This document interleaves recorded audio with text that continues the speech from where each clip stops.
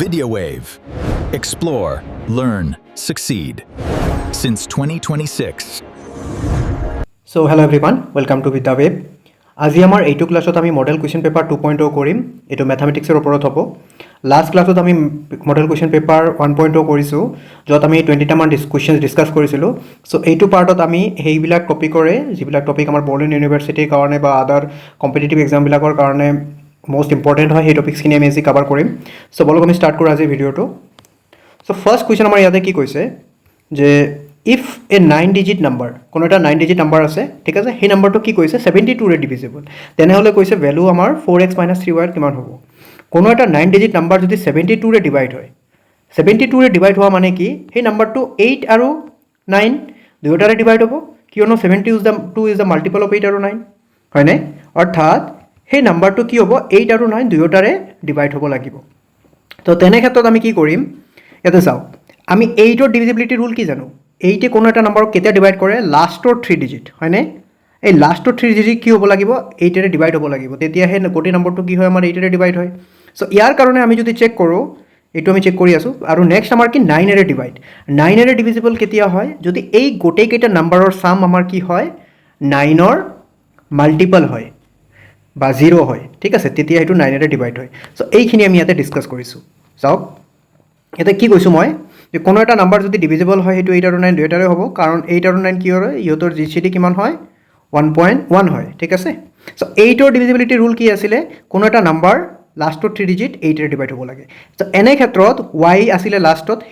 সেই নাম্বাৰটো 9 ডিজিটৰ নাম্বাৰটোৰ লাষ্টত y, তো y ৰ ভেলু কিমান হ'ব পাৰিব, ডেট ইজ অনলি পচিবল যদি y ৰ ভেলু 4 হয়। এই ক্ষেত্ৰত আমি y ৰ ভেলু পাই গ'লোঁ। এতিয়া ডিভিজিবিলিটি বাই 9, ঠিক আছে, ডিভিজিবল বাই 9ৰ কাৰণে আমি কি কৰিম, গোটেইকেইটা নাম্বাৰক চাম কৰিম। যদি সেই নাম্বাৰৰ চামকেইটা 9এৰে ডিভাইড হয়, তেতিয়া নাম্বাৰটো 9এৰে ডিভাইড হ'ব। এতিয়া আমি ইয়াতে কি কৰিছোঁ, আমি 9ৰ মাল্টিপলকেইটাক কাটি দিছোঁ। 5 + 4 আমাৰ 9 হয়, কাটি গ'ল, 9 ডাইৰেক্টলি 9 কাটি যায়। এনেধৰণে আমি কাটি কাটি কিমান ওলাইছোঁ, 23 + x। ডেট মিনছ এই এক্সৰ ভেলু কেতিয়া, এই এক্সৰ ভেলু যদি আমাৰ 4 হয়, ডেট ইজ আমাৰ ভেলু কিমান আহিব, 27, ঠিক আছে। ডেট মিনছ এক্সৰ ভেলু আমাৰ কিমান পচিবল হ'ব, 4। চ' x আৰু y ৰ মান আমি পাই গ'লোঁ। এই কুৱেশ্যন এইটোত যদি আমি বহাই দিওঁ, কিমান আহিব, 4x - 3y ৰ মান আহে কিমান, 4। ডেট মিনছ এইটো আমাৰ শুদ্ধ উত্তৰ কোনটো আছিলে, অপশ্যন বি, ঠিক আছে। মই এতিয়া ঘৰৰ বাহিৰত আছোঁ, মই বৰপেটা হাউলিত আহিছোঁ, চ' মোৰ লগত হোৱাইট বৰ্ড নাই, সেইকাৰণে মই PPTতে বুজাই দিছোঁ বস্তুখিনি। আই হোপ আপোনালোকে বুজি পাইছে। অ'কে, চ' নেক্সট আমাৰ কুৱেশ্যন নম্বৰ 2 কি কৈছে, find the value of this চাম, ঠিক আছে। এই ধৰণৰ কুৱেশ্যন কিন্তু বহুত ইম্পৰ্টেণ্ট আৰু বহুত কমন বৰ্তমান, ঠিক আছে। আপুনি ইয়াতে কি কৰিব লাগিব, ইয়াতে এটা কমন এটা পেটাৰ্ণ দেখিবলৈ পাব আপুনি। 15ক যদি মই ব্ৰেক কৰোঁ, চাওকচোন, 3 × 5 15 হয়নে নাই। চিমিলাৰলি যদি 35ক মই ব্ৰেক কৰোঁ, 5 × 7 35 হ'বনে নাই। এই পেটাৰ্ণটো ফ'ল' হৈ আছেনে নহয়, চাওকচোন। ডেট মিনছ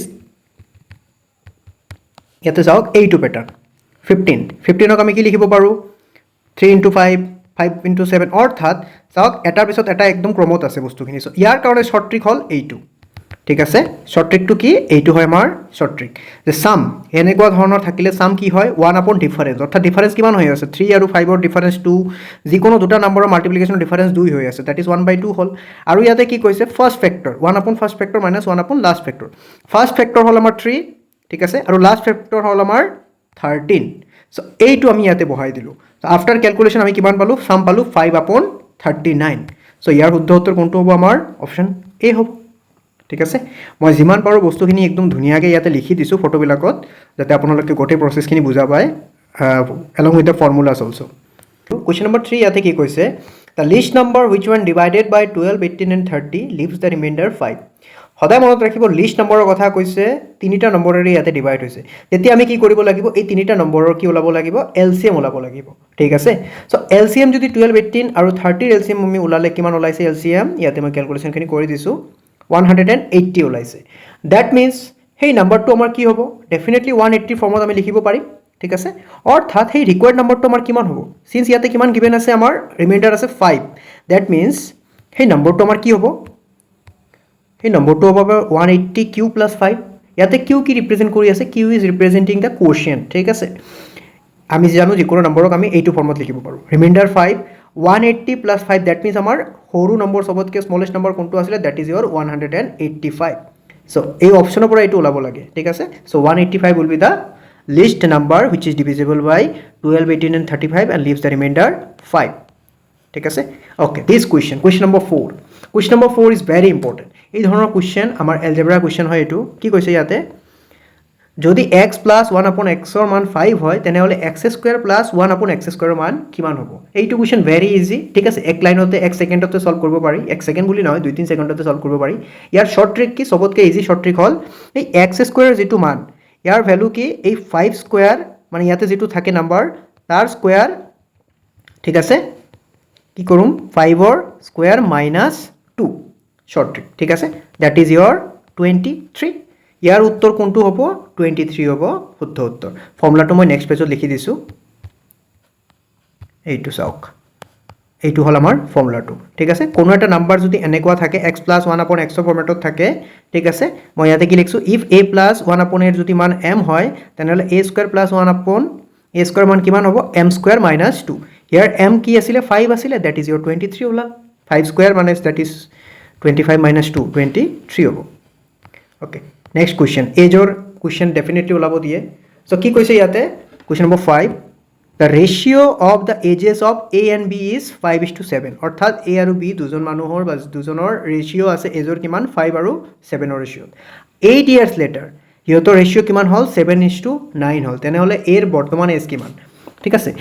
এতিয়া চাওক A আৰু B যেহেতু আমাৰ ৰেশিওত আছে আমি ধৰি ললো A আমাৰ 5x B আমাৰ কিমান 7x ঠিক আছে এইটো হ'ল আমাৰ প্ৰেজেন্ট এজ ঠিক আছে A আৰু B ৰ প্ৰেজেন্ট এজৰ এইটো হল এই দুটা নম্বৰ হল প্ৰেজেন্টেজৰ কথা কৈছে অৰ্থাৎ 8 ইয়াৰ্স লেটাৰৰ কথা কৈছে আমি ইয়াতে কি লৈছো প্ৰেজেন্টেজ হল 5x আৰু 7x অ্যাকৰ্ডিং টু দা কোৱেশ্চন কি দুয়োটাৰে কি কৈছে 8 ইয়াৰ্স লেটাৰ হিয়তৰ ৰেশিও কিমান হৈছে বুলি 7:9 দ্যাট মিন্স আমি দুয়োটাতে কি কৰিছো 8 এড কৰিছো ঠিক আছে ৰেশিওত তাৰ পিছত কি হল এই ৰেশিওটো কিমান হল 7:9 হল ইয়াক যদি আমি ক্যালকুলেশন কৰো x ৰ মান কিমান ওলাব 4 x ৰ মান 4 ওলাই গল আমাক ইয়াতে কি সুধিছিলে a এর প্রেজেন্টেজ কিমান তো ইয়াতে a এর প্রেজেন্টেজ কিমান আছিল 5x অর্থাৎ 5x মানে কিমান হ'ব 5 * 4 দ্যাট ইজ ইয়োর 20 অর্থাৎ a এর বর্তমান এজ কিমান হ'ব আমাৰ 20 ইয়ার্স ঠিক আছে that is option A will be the correct answer পিপিটিত অলপ অসুবিধাই হয় ম্যাথছ বুজাটো সো অলপ এডজাস্ট কৰি ল'ব আপোনালোকে মোৰ লগত বৰ্তমান সেই সুবিধাটো নাই হোৱাইট বোৰ্ডত কৰাবৰ কাৰণে ঠিক আছে তো কোৱেশ্চন নম্বৰ 6 কি কৈছে very important question A shopkeeper marks an article 25% above the cost price ঠিক আছে 25% above the cost price কি কৰিলে মাৰ্ক কৰিলে তাৰ পিছত কি কৰিলে ডিসকাউন্ট দিলে 20% সদায় মনত ৰাখিব ডিসকাউন্ট কিন্তু আমাৰ মাৰ্ক প্ৰাইজৰ ওপৰত দিয়া হয় কষ্ট প্ৰাইজত নহয় এন্ড কি কৰিলে তো ডিসকাউন্ট দিয়াৰ পিছত ডেফিনেটলি ডিসকাউন্ট দিছে মানে কি সেল কৰিছে ঠিক আছে তেতিয়া কৈছে আমাৰ প্ৰফিট পাৰ্সেন্টেজ কিমান হ'ল ওকে এইটো আমি ৰেশিওত কনভাৰ্ট কৰিলো 25% ঠিক আছে 25% মানে কি আমাৰ যদি আমি ৰেশিওত কনভাৰ্ট কৰো 1/4 আৰু 20% মানে কি আমাৰ 1/5 হয়নে সো এই বস্তুখিনি মই ইয়াতে ৰেশিওৰে দুটা মেথডৰে মই বুজাই দিছো প্ৰথম মেথড কি ৰেশিও মেথড 25% কি কৰিছিলে মাৰ্ক কৰিছিলে অৰ্থাৎ মাৰ্ক বেছি কৰিছিলে ঠিক আছে that means 25% can be written as 1/4 and 20% can be written as 1/5 so according to the question CP কি কৈছিলে মার্ক বেছি কৰিলে 25% অৰ্থাৎ CP যদি 4 আছিল মাৰ্ক প্ৰাইস কিমান কৰিছিলে এক বাঢ়িব 4 আছিল এক বাঢ়িলে তো ডেফিনেটলি পাস হ'ব তাৰ পিছত কি কৰিলে ডিসকাউন্ট দিলে ডিসকাউন্টটো কিহৰ ওপৰত দিছিলে মাৰ্ক প্ৰাইসৰ ওপৰত তো 20% মানে 1/5 অর্থাৎ আগতে যদি 5 আছিল একর ডিসকাউন্ট হলে দ্যাট ইজ 4 হল বৰ্তমান এইটো চাওক ধুনীয়া এটা ৰেশিওত আহি গ'ল CP MP আৰু SP ৰেশিও আহি গ'ল আমি জানো ৰেশিওত তিনিটা ৰেশিও যদি থাকে হেতু কনভাৰ্ট কৰিব পাৰিম 4 ৰ লগত মাল্টিপ্লাই কৰিলে 20 আহিব 5 ৰ লগত মাল্টিপ্লাই কৰিলে 25 আৰু 5 * 4 কৰিলে এগেইন 20 এটা চাওক 20 25 আৰু 20 কিহৰ ৰেশিও আহিল আমাৰ CP MP আৰু SP ৰেশিও তো ইয়াতে চাওক CP ইয়াতে 20 আছিল SP ও 20 সেলিং প্রাইস 20 আছিল কস্ট প্রাইস 20 আছিল তো তাৰ কিবা প্ৰফিট বা লস হ'ব নেকি ডেফিনেটলি নহব তেনেহলে প্ৰফিট পার্সেন্টেজ কিমান হ'ব ডেফিনেটলি 0 হ'ব হয়নে that means there is no profit মানুহজনে যিমানত কিনিছিলে সিমানতে সেল কৰি দিলে ওকে এই বস্তুটোকে আকৌ মই 100 দি বুজাই দিছো ইয়াতে মই ফটোটো লগাই দিছো আপোনালোকে এইটো ধুনীয়াকৈ চাই ল'ব আপোনালোকে মনত ৰাখিব পাৰ্সেন্টেজক সদায় ৰেশিওত ললে বস্তুখিনি সহজতে কৰিব পাৰি ঠিক আছে বহুত ইজি হৈ যায় সো মই দুয়োটা মেথড ইয়াতে লগাই দিছো আপোনাৰ যেটো সুবিধা হয় হেতুৰে আপোনালোকে কৰিব নেক্সট কোৱেশ্চন নম্বৰ 7 ওকে আগৰ কোৱেশ্চনত আমি কি কৰিছিলো x স্কয়াৰৰ কথা কৈছিলো ইয়াতে কি দিছে x কিউব এই দুটা কোৱেশ্চন বহুত কমন হয় বহুত ইজি কিন্তু আহিলে আমি এই মেথড ফৰ্মুলাটো ইউজ কৰিব লাগিব সো x কিউবৰ কাৰণে ফৰ্মুলা কি আছিল আমি যদি এইটো m ধৰি লও x কিউবৰ ফৰ্মুলা কি আছিল আমাৰ এক্স কিউব হ'ব এম কিউব মাইনাছ 3m এইটো আছিলে আমাৰ ফৰ্মুলা ঠিক আছে সো এই ফৰ্মুলাৰ অনুসৰি আমি যদি কোৱেশ্চনটো সলভ কৰোঁ ইয়াতে চাওক ইয়াতে লিখি দিছোঁ মই ফৰ্মুলাটো so according to the question কি আছিলে x প্লাছ 1 আপন x ৰ মান কিমান আছিলে আমাৰ 3 then that means x cube plus 1 আপন x কিউবৰ মান কিমান হ'ব 3 cube minus 3m that is 3 into 3 এইটো ক্যালকুলেশ্যন কৰিলে আমাৰ কিমান পাম 18 পাম অৰ্থাৎ ইয়াৰ শুদ্ধ উত্তৰ কিমান আছিলে অপশ্যন সি ঠিক আছে ভেৰি ইজি কুৱেশ্চন বাট বস্তুখিনি বহুত ইম্পৰ্টেণ্ট ওকে কুৱেশ্চন নম্বৰ 8 লৈ আমি মুভ কৰিলোঁ ইয়াতে কি কৈছে if 2 to the power x ৰ ইকুৱেল টু যদি x to the power x minus 2 হয় তেনেহ'লে x ৰ ভেলু কিমান হ'ব ইয়াতে আমি কি কৰিব লাগিব ইয়াতে আমি পাৱাৰ মিলাই ল'ব লাগিব okay 2 to the power x আচ্ছা এইটোক আমি এইটো লিখিব পাৰোঁ নে নাই 2 কিউব বুলি লিখিব পাৰোঁ তাৰ লগতে কি আছে x মাইনাছ 2 আছে হয়নে তাৰ লগতে কি আছে x মাইনাছ 2 আছে সো এইটো আমি আগতে সৰু থাকোতে শিকিছিলোঁ বস্তুটো ঠিক আছে কেনেধৰণে পাৱাৰ মিলাব লাগে এইখিনি মই ইয়াতে লিখি দিছোঁ চাওক 2 টু দি পাৱাৰ x কি লিখিব পাৰোঁ আমি এনেধৰণে লিখিব পাৰোঁ আৰু আমি কি জানো পাৱাৰৰ ওপৰত পাৱাৰ থাকিলে a to the power m to the power n থাকিলে আমাৰ কি হয় পাৱাৰৰ সৈতে মাল্টিপ্লাই হৈ যায় হয়নে এইটো আমি পঢ়িছিলোঁ এনেকুৱা ধৰণৰ যদি পাৱাৰ থাকে এই m আৰু n ৰ কি হৈ যাব মাল্টিপ্লাই হৈ যাব তেনেহ'লে ইয়াতে যাওক এই দুটাও কি হ'ব মাল্টিপ্লাই হ'ব 3 লগত মাল্টিপ্লাই হ'লে 3x আৰু 2 লগত 3 মাল্টিপ্লাই হ'লে 6 ইয়াতে যাওক বেছ সেম মানে কি ওপৰৰ পাৱাৰো আমাৰ ইকুৱেল হয়নে আমি এইবিলাক সব এলজেব্ৰা শিকি আহিছোঁ বেছ সেম মানে পাৱাৰো সেম দ্যাট ইজ x ৰ মান কাৰ সমান x ৰ মান আমাৰ 3x মাইনাছ 6 ৰ সমান ইয়াৰ পৰা আমি সিম্পলিফিকেশ্যন কৰিলে কিমান ওলাব x ৰ মান ওলাব আমাৰ 3 ঠিক আছে very easy but very important question তো ইয়াতে শুদ্ধ উত্তৰ কোনটো আছিলে আমাৰ অপশ্যন চি ওকে নেক্সট কুৱেশ্যনলৈ মুভ কৰোঁ আমি এইটো কুৱেশ্যন এই ধৰণৰ কুৱেশ্যন বৰ্তমান অহা দেখা যায় ইয়াতে যাওক কি কৈছে 5 to the power 72 5 to the power 73 আৰু 5 টু দি পাৱাৰ 74 ৰ সাম যদি ডিভাইড কৰা হয় 31 তেনেহ'লে ৰিমাইণ্ডাৰ কিমান ওলাব ৰিমাইণ্ডাৰ কিমান থাকিব বুলি কৈছে ওকে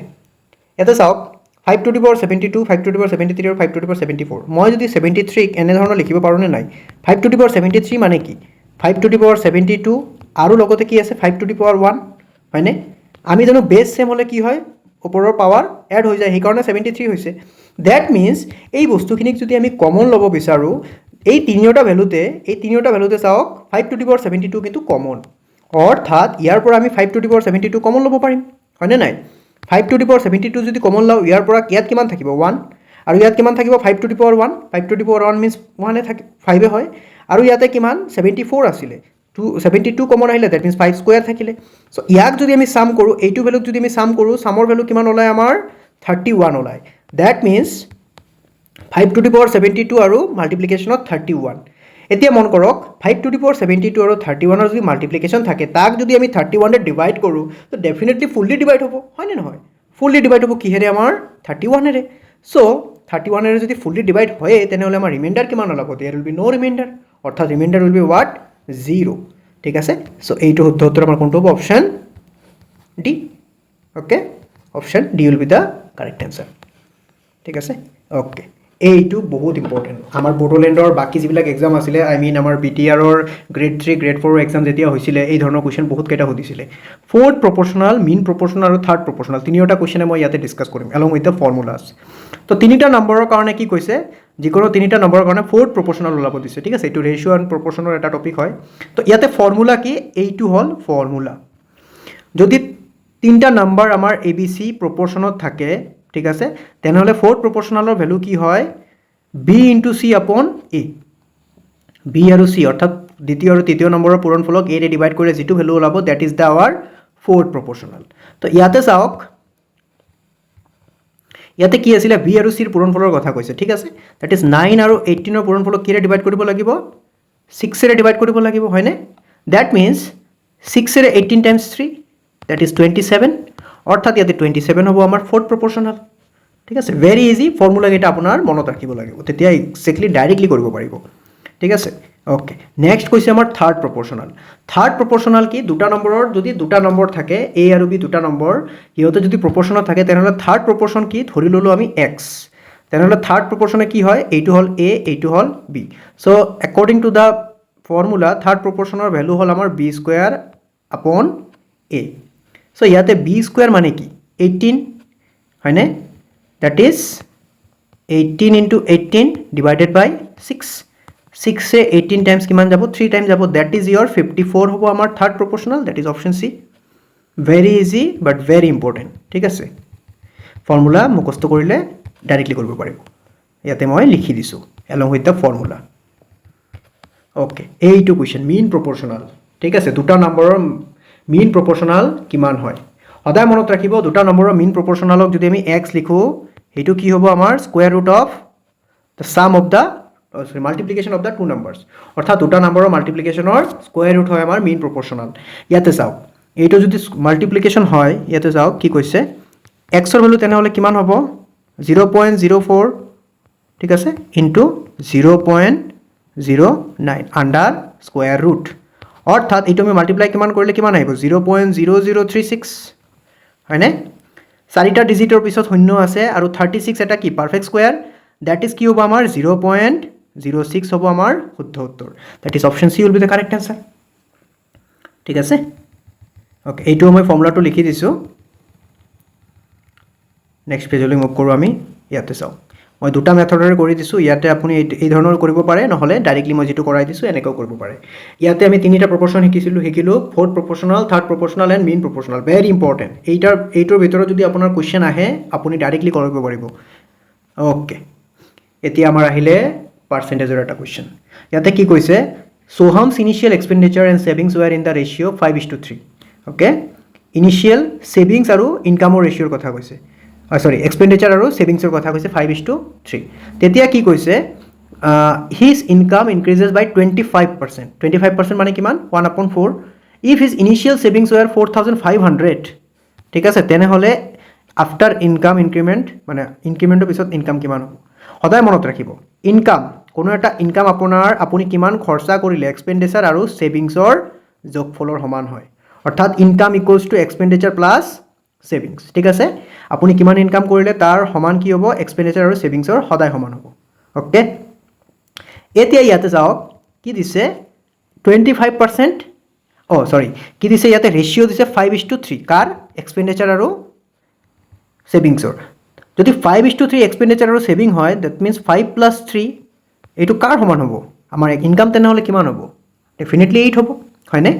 5 হল আমাৰ এক্সপেণ্ডিচাৰ 3 হল আমাৰ সেভিংছ তেনেহলে আমাৰ ইনকাম কিমান আছিলে 8 আছিলে সো এই বস্তুটোকে মই ইয়াতে বুজাই দিছোঁ ধুনীয়াকে যেহেতু আমাৰ ইনকাম আৰু সেভিংছৰ ৰেচিঅ' আছিলে 5:3 তেনেহলে ইনকাম আৰু এইটোৰ কিমান হ'ব 8 = 5 + 3 এতিয়া আমাৰ কি কৰিব লাগিব যেহেতু ইয়াতে সিঙ্গেল ডিজিট আহিলে আমি কি কৰিলো বোথ সাইডত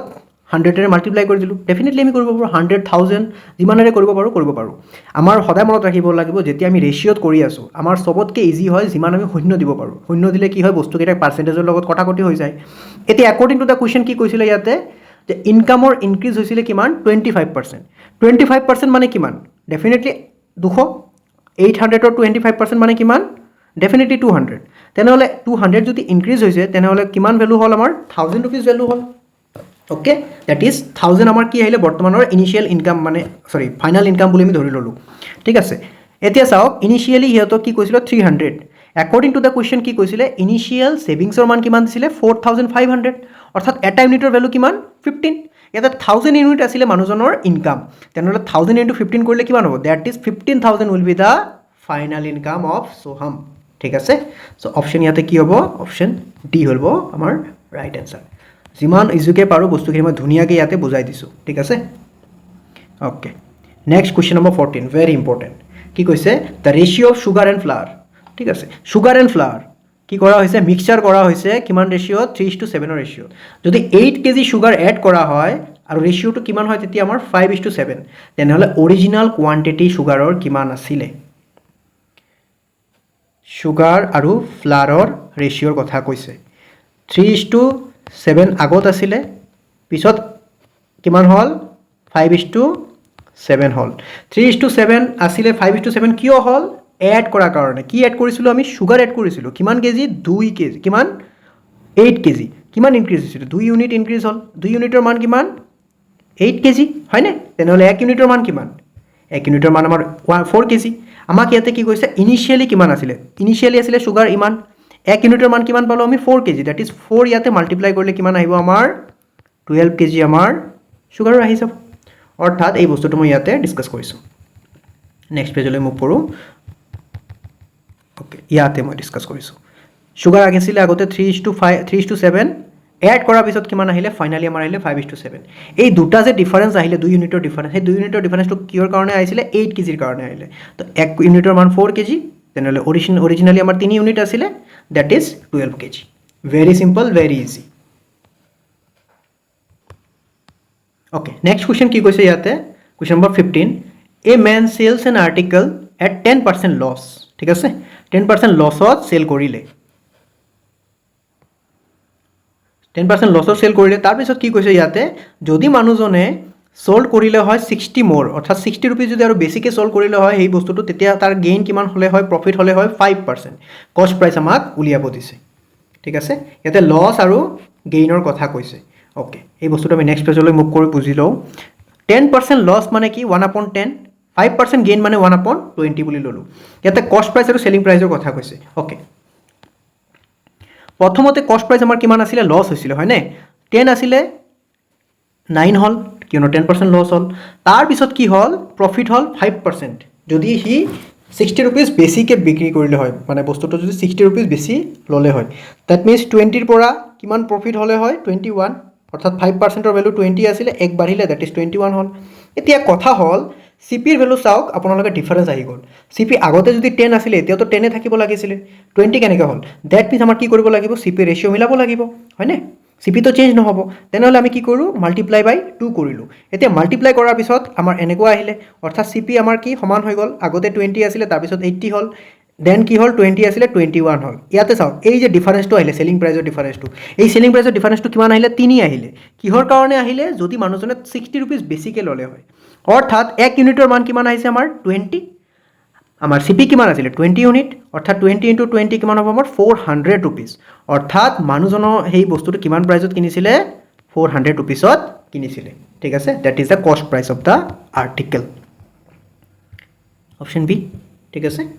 ৰেশিওৰে মই বস্তুখিনি লৈ আহিছো কাৰণ ৰেশিওৰে বস্তুখিনি একদম ইজিলি কৰিব পাৰো পাৰ্সেন্টেজ টু ৰেশিওলৈ কনভাৰ্ট কৰি ঠিক আছে নেক্সট কোৱেশ্চনলৈ মুভ কৰো that is question number 16 question number 16 ইয়াতে কি কৈছে if the price of sugar increases by 25% okay by what percentage should consumption be reduced so that the expenditure remains same অৰ্থাৎ কি সুগাৰৰ price বাঢ়িলে কিন্তু আমাৰ খৰচ মানে টকা বঢ়া নাই এক্সপেন্ডিচাৰ বঢ়া নাই যিমান আমি খৰচ কৰিব লাগিলে হেতু আগৰে আছে তেনেহলে আমাৰ ডেফিনেটলি কনজাম্পশন কি কৰিব লাগিব কম কৰিব লাগিব সদায় মনত ৰাখিব ইয়াতে কি হয় এক্সপেন্ডিচাৰ কি হয় প্ৰাইস ইনটু কনজাম্পশনৰ সমান হয় আমাৰ কিমান এক্সপেন্ডিচাৰ আছে হেতু কিয়াৰ ওপৰত ডিপেন্ড কৰিব relationship between E P and আৰু সি হল E equals to P cross C P is the price C is the consumption ঠিক আছে and E is the expenditure so এই বস্তুখিনিক মই নেক্সট পেজত ডিসকাস কৰি দিছো ইয়াতে চাওক the ratio between okay relationship between a2 হয় according to the question কি কৈছে আমাৰ price ঠিক আছে সুগাৰৰ price কি হল আগতে আছিল যিমান আছিল তাতকে 25% বাঢ়িলে 25% মানে 1/4 আগতে যদি 4 আছিল এতিয়া এক বাঢ়ি কিমান হ'ব 5 হ'ব অৰ্থাৎ বিফৰ আছিল 4 এতিয়া কিমান হল আমাৰ 5 হল অলপ আগতে কোৱেশ্চনত দিয়া আছিল যে যদিও প্ৰাইস বাঢ়িলে কিন্তু মানুহজনৰ এক্সপেন্ডিচাৰ বঢ়া নাই আগতে যদি এক্সপেন্ডিচাৰ 1 আছিল এতিয়া এক্সপেন্ডিচাৰ কিমান আছে 1 এ আছে ঠিক আছে এতিয়া ইয়াতে যাওক এই ৰিলেশনশিপৰ পৰা আমাৰ কি ওলাব লাগিছিল কনজাম্পশনৰ ৰেশিও ওলাব দিছিল যে কিমান কনজাম্পশন আমি কৰিব লাগিব কমাব লাগিব তো কনজাম্পশন মানে কি এক্সপেন্ডিচাৰ আপন প্ৰাইস তেনেহলে সি কি হ'ব ইয়াতে 1/4 বাই 1/5 এই ৰেশিওটো কি হ'ব চেঞ্জ হৈ যাব অৰ্থাৎ কনজাম্পশন যদি আমি আগতে 5 কৰিছিলো এতিয়া আমাৰ কিমান কৰিব লাগিব 4 কৰিব লাগিব ডেফিনেটলি কমাব লাগিব দ্যাট মিন্স আগতে আমি 5 কৰিছিলো এতিয়া 4 কৰিছিলো কিমান কমিব আমাৰ 1 কমিলে কিমানৰ ওপৰত 5 ৰ ওপৰত তেনেহলে 1 ৰ ভিতৰত কিমান কমিব 20% হয়নে 1/5 মানে কিমান হয় আমাৰ 20% অৰ্থাৎ আমি আগতে যিমান সুগাৰ কনজাম কৰিছিলো তাতকে আমাৰ 20% কম কৰিব লাগিব তেতিয়া আমাৰ কি হ'ব এক্সপেন্ডিচাৰ সেইখিনি আমাৰ থাকিব next question number 17 okay average এজৰ কথা কৈছে কোৱেশ্চন নম্বৰ 17 কি কৈছে the average of 8 students age of 8 students কিমান দিছে 14 okay if the age of the teacher is included the average becomes 16 years তেনেহলে কৈছে age of the teacher কিমান 8 জন স্টুডেন্ট আছিল 8 জন স্টুডেন্টৰ এভাৰেজ এজ কিমান আছিল আমাৰ 14 ইয়াৰ্স তাত আমি কি কৰিলো সেকেন্ড কন্ডিশনত টিচাৰকো এড কৰি দিলো টিচাৰৰ এজকে এড কৰি দিয়াৰ ফলত কি হল এভাৰেজ হৈ গ'ল 16 ইয়াৰ্ছ তেনেহ'লে কৈছে টিচাৰৰ এজ কিমান আছিলে এটা বস্তু মনত ৰাখিব এভাৰেজ কি হয় এভাৰেজ মানে কি এভাৰেজ মানে হ'ল আমাৰ কিমানজন আছে total number of values divided by ওপৰত কি হয় আমাৰ সাম অফ ভেলুজ হয়নে sum of values upon total number of values okay এই বস্তুটোকে মই চাওক ইয়াতে লিখি দিছোঁ এভাৰেজ এভাৰেজ কি হয় সাম of values upon total number of values according to the question কি দিছে এভাৰেজ কিমান দিয়া আছে আমাৰ 14 হয়নে এভাৰেজ দিয়া আছে আমাৰ 14 আৰু সাম অৰ টোটেল এজ ঠিক আছে সেইটো আমাৰ জনা নাই টোটেল এজ জনা নাই কিন্তু আমি কি জানো নাম্বাৰ অফ ষ্টুডেণ্টছ জানো তেনেহ'লে এই বস্তুটোৰ পৰা আমি এইটো কনভাৰ্ট কৰিব পাৰোঁ হয়নে নহয় that is total age of students কি হ'ব 112 ইয়াৰ্ছ বুলি আমি ধৰি ল'লোঁ প্ৰথম কণ্ডিশ্যনত ছেকেণ্ড কণ্ডিশ্যনত কি হ'ল এভাৰেজ এজ আমাৰ হ'ল 16 কিয় হ'ল 16 কাৰণ তাৰ লগতে আমি টিচাৰৰ এজকো কি কৰিছিলোঁ এড কৰিছিলোঁ তো ডেফিনেটলি ইয়াতে ভেলু কিমান হৈ যাব আগতে 8 আছিলে এতিয়া হৈ যাব আমাৰ 9 দ্যাট মিনছ আফটাৰ কেলকুলেশ্যন বা after adding the teachers age total combine age কিমান হ'ল আমাৰ 144 ইয়াৰ্ছ আগতে কিমান আছিলে 112 ইয়াৰ্ছ এই 144 ইয়াৰ্ছটো কিয়ৰ কাৰণে হ'ল টিচাৰৰ এজক এড কৰাৰ কাৰণে তো ডেফিনেটলি তাৰ পৰা যদি আমি মাইনাছ কৰোঁ আমাৰ টিচাৰৰ এজ কিমান ওলাই গ'ল 32 years okay very easy very simple but very effective question option C will be the correct answer next question number 18 okay এইটো আৰু এটা important question in what ratio should water be mixed with milk costing rupees 60 per liter to get a mixture of costing 48 rupees per liter অৰ্থাৎ ইয়াতে চাওক কুৱেশ্যনত কি কৈছে milk আৰু water add কৰিম আমি মিক্স কৰিম তাৰপিছত মিল্কৰ প্ৰাইচটো কমি যাব তো ডেফিনেটলি পানী থকা মিল্ক কোনেনো খাব ঠিক আছে সো ইয়াতে কি কৈছে ৱাটাৰ আৰু মিল্কৰ ৰেচিঅ'ৰ কথা কৈছে ঠিক আছে ওকে ৱাটাৰ আৰু মিল্ক ইয়াতে চাওক মিল্কৰ প্ৰাইচটো দিয়া আছে কিন্তু ৱাটাৰৰ প্ৰাইচ দিয়া নাই ৱাটাৰৰ কিবা প্ৰাইচ থাকে নেকি ডেফিনেটলি নহ'ব ৱাটাৰ আমাৰ কি ফ্ৰীতে থাকে দ্যাট মিনছ ৱাটাৰৰ প্ৰাইচ আমি কিমান ধৰিলোঁ 0 ৰুপিজ মিল্কৰ প্ৰাইচ কিমান দিয়া আছে 60 ৰুপিজ এই দুটাক এড কৰাৰ ফলত আমাৰ কিমান হৈছে 48 ৰুপিজ আমাৰ কি হ'ব কম্বাইন হ'ব ঠিক আছে মিক্সচাৰৰ প্ৰাইচটো তেনেহ'লে আমাৰ কৈছে ৱাটাৰ আৰু মিল্কৰ ৰেচিঅ' কিমান হ'ব লাগিব ইয়াতে চাওক 60ৰ পৰা 48 মাইনাছ কৰিলে আমাৰ কিমান আহে 12 আহে আৰু 48ৰ পৰা 0ক মাইনাছ কৰিলে কিমান আহে আমাৰ 48 আহে 12:48 মানে কিমান লিখিব পাৰোঁ আমি 1:4 অৰ্থাৎ সেই মিক্সচাৰটোত 1 ৰেচিঅ' থাকিব লাগিব 1 ইউনিট থাকিব লাগিব কিহৰ ৱাটাৰৰ আৰু 4 ইউনিট কিহৰ থাকিব লাগিব মিল্কৰ তেতিয়াহ'লে তাৰ প্ৰাইচ কিমান হ'ব আমাৰ 48 ৰুপিজ ঠিক আছে তো ইয়াতে শুদ্ধ উত্তৰ কোনটো অপশ্যন এ 1:4 ৰেচিঅ'ত থাকিব মিল্ক আৰু ৱাটাৰ আৰু milk question number 19 very important time and ৱৰ্কৰ কুৱেশ্যন ঠিক আছে কি কৈছে A can complete a work in 24 days B can complete the same work in 36 days যদি সিহঁতে 8 দিন কণ্টিনিউৱাছলি ৰেগুলাৰলি কাম কৰি আছিলে ঠিক আছে একেলগতে তাৰপিছত ৰিমেইনিং ৱৰ্ক বি এ নিজে কৰিব লাগিব কিমান দিনত কমপ্লিট কৰিব পাৰিব অ'কে এইটো ফৰ্মুলা কি আছিলে আমি জানো ৱৰ্ক ইজ ইকুৱেলছ টু কি হয় আমাৰ টাইম আপ ইনটু এফিচিয়েঞ্চি কিমান সময় আমি লৈছোঁ আৰু কিমান এফিচিয়েণ্ট আমি তাৰ ভেলু কিহৰ সমান হয় আমাৰ কিমান ৱৰ্ক ডান আমি কৰিম ঠিক আছে তো এই বস্তুটোকে মই নেক্সট পেজত বুজাই দিছোঁ ইয়াতে চাওক কি লিখিছোঁ মই work is equals to time into efficiency according to the question কি কৈছিলে a সময় কিমান লয় 24 days b এ সময় কিমান লয় 36 days ঠিক আছে অৰ্থাৎ এই দুটাৰ LCM কিমান হ'ব আমাৰ 72 and this LCM will be your work okay that means 12/72 কিমান বাৰ ডিভাইড কৰে 3 আৰু 36/72 কিমান বাৰ ডিভাইড কৰে 2 এই 3 আৰু 2 কি হ'ল a আৰু b ৰ এক দিনৰ এফিচিয়েঞ্চি ঠিক আছে দ্যাট মিনছ এই দুটাক যদি আমি সাম কৰি দিওঁ কিমান হ'ব আমাৰ 5 this 5 is what 5 is the combined efficiency of A and B for one day so this was the total work 72 so সিহঁতে দুয়োজনে একেলগতে কিমান দিন কাম কৰিছিলে 8 days কাম কৰিছিলে তো ডেফিনেটলি 40টা ৱৰ্ক ডান এম আই ৰাইট য়েছ তাৰপিছত ৰিমেইনিং ৱৰ্ক কিমান থাকিব আমাৰ চ' 72টা টোটেল ৱৰ্ক আছিলে তাৰ পৰা যদি 40 যায় তো ডেফিনেটলি 32 ৱৰ্ক থাকিব এই 32 ৱৰ্ক কোনে কৰিব আমাৰ বি এ কৰিব কিমানৰ এফিচিয়েঞ্চিৰে 2ৰ এফিচিয়েঞ্চিৰে কৰিব লাগিব বিৰ হয়নে দ্যাট মিনছ বি এ কিমান সময় লাগিব 16 ডেজ সময় ল'ব সেই ৰিমেইনিং ৱৰ্কখিনি কমপ্লিট কৰিবৰ কাৰণে okay that means option A ইয়াতে শুদ্ধ উত্তৰ অ'কে নেক্সট কুৱেশ্যন নম্বৰ 20 লৈ মুভ কৰোঁ A completes half of a work in 8 days ঠিক আছে বি এ কি কৰে আকৌ সেই ৰিমেইনিং ৱৰ্ক কমপ্লিট কৰে 12 daysত তেনেহ'লে যদি সিহঁতে দুয়োজনে একেলগতে কাম কৰে হোল ৱৰ্ক কিমান দিনত কমপ্লিট হ'ব কুৱেশ্যনটো চাওক ইজি বাট ভেৰি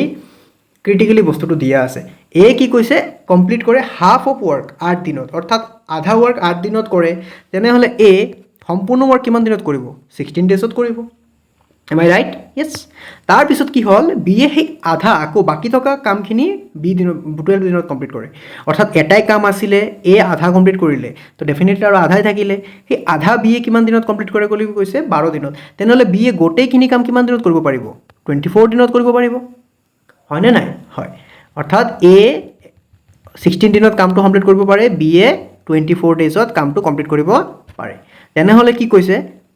যে 16 and 24 আমাৰ কি হয় এলচিএম হয় 48 ইজ দ্য টোটেল ৱৰ্ক ঠিক আছে ই দ্যাট মিনছ 3 and 2 কি হ'ল আমাৰ এ আৰু বিৰ এফিচিয়েঞ্চি অৰ্থাৎ এ একদিনত 3টা কাম কৰিব পাৰে বুলি কৈছে বি একদিনত 2টা কাম কৰিব পাৰে বুলি কৈছে এফিচিয়েঞ্চিৰে ঠিক আছে আৰু ইহঁতৰ কম্বাইন এফিচিয়েঞ্চি কিমান হয় 5 টোটেল ৱৰ্ক আছিলে আমাৰ 48 আমাক কৈছে যে সিহঁতে যদি একেলগতে কাম কৰে তেনেহ'লে গোটেইখিনি কাম কিমান দিনত কমপ্লিট হ'ব গোটেইখিনি কাম আছিলে 48 এফিচিয়েঞ্চি হ'ল ইহঁতৰ 5 টাইম হ'ব আমাৰ কিমান 9.6 ডেজ অৰ্থাৎ 9.6 ডেজৰে কি হ'ব এই গোটেইখিনি কাম কমপ্লিট কৰিব পাৰিব এ আৰু বি দুয়োজনে মিলি